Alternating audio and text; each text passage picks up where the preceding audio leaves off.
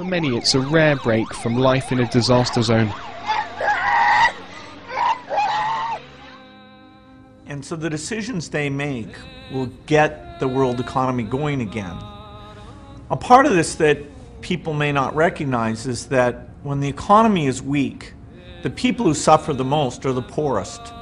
Some people in rich countries ask, why shouldn't they completely drop helping poor countries when they're having tough economic times?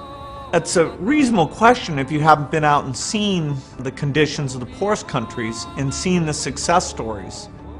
$1 can help 100 more in that poor country than it can help someone in the rich country. And so there is a trade-off, but I don't think that trade-off should mean dropping below the 1% of the budget that it is today, those dollars that have so much impact. I mean, after all, although we have stronger affinity to our citizens, and if money was equally effective, we'd choose our own citizens first.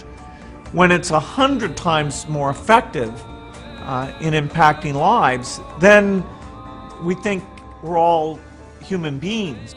The suffering of a mother whose child is sick and might die is a universal value. If people have the full picture here, the aid will not be something that's cut a lot.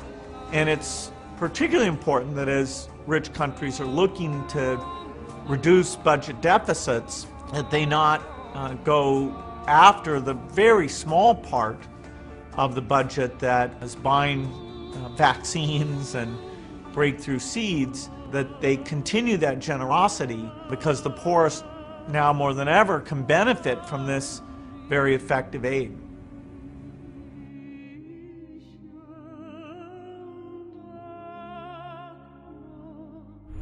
It's an international frontier, an important trade route, yet a rebel force is now maintaining control 4 kilometers beyond this checkpoint.